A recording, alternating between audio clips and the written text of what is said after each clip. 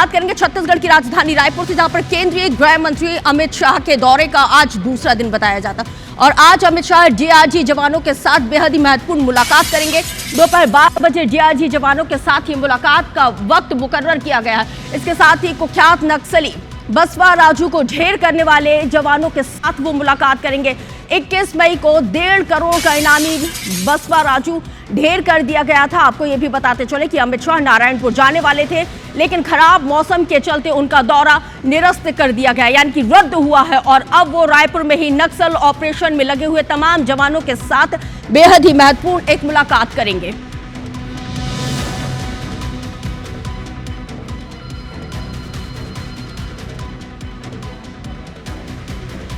तो ज्यादा जानकारी के साथ इस वक्त मेरे सहयोगी राजेश मिश्रा लाइव जुड़ गए, जिनके साथ चर्चा की शुरुआत। राजेश, नारायणपुर का दौरा तो रद्द हो गया क्योंकि मौसम खराब था, लेकिन आज बेहद ही महत्वपूर्ण जो बैठक है जो नारायणपुर में होने वाली थी वो आज रायपुर में ही होगी, राजधानी में भी होगी। एजेंडा क्लियर है, 31 मार्च 2026 नक्सलवाद को पूरी तरह से खत्म कर दिया जाएगा।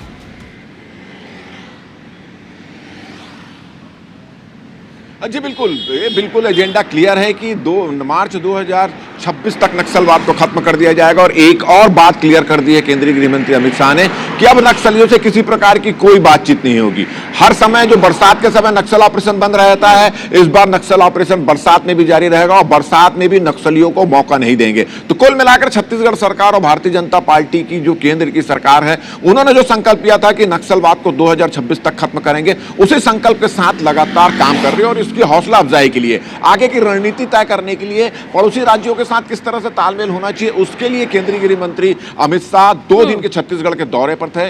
कल उन्होंने बैठक ली है, महत्वपूर्ण बैठक ली है, जिसमें पड़ोसी 7 राज्यों के डीजीपी थे, एडीजी थे, तमाम अफसर लोग थे, छत्तीसगढ़ के डीजी थे, मुख्यमंत्री थे, गृह मंत्री थे, तमाम अधिकारी मौजूद थे। और उस बैठक में निर्णय लिया गया कि किस तरह से नक्सलियों को सभी राज्यों के पुलिस के द्वारा घेर कर खत्म करना है। इसके अलावा आज जो है वो नारायणपुर जाने वाले थे और जो डीआरजी के जवान हैं और सुरक्षा बल के जवान हैं, जो लगातार जो संकल्प केंद्र सरकार ने लिया है, भारतीय जनता पार्टी की सरकार ने लिया है कि मार्च 2026 तक नक्सलवाद को खत्म करना है, उसके लिए जी जान से जुड़े हुए हैं। लगातार नक्सल ऑपरेशन में सफलता मिल रही है, ऐसे जवानों से वो मुलाकात करने वाले थे। इसमें सबसे महत्वपूर्ण पहलू ये था कि जो बसवा राजू है उसको ढेर करने, इनामी नक्सली जो था बसवा राजू, उसको ढेर करने वाले जो कमांडेंट थे, डीआरजी के अफसर थे, उनसे मुलाकात वो करने वाले थे। मगर वहां बारिश होने की वजह से उनका दौरा जो है वो रद्द हो गया। तो आज जो है केंद्रीय गृह मंत्री अमित शाह दोपहर लगभग 12 बजे उन जवानों, उन अफसरों से मुलाकात करेंगे जिन्होंने केंद्रीय कमांडर जो है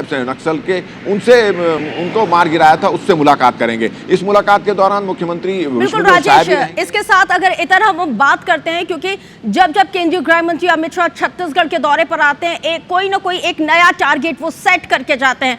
एक टारगेट पहले से ही ऑलरेडी सेट है, लेकिन इस मर्तबा और क्या कुछ नया और एकदम डिफरेंट हमें देखने को मिलेगा, क्योंकि अमित शाह की क्रोनोलॉजी एकदम डिफरेंट है।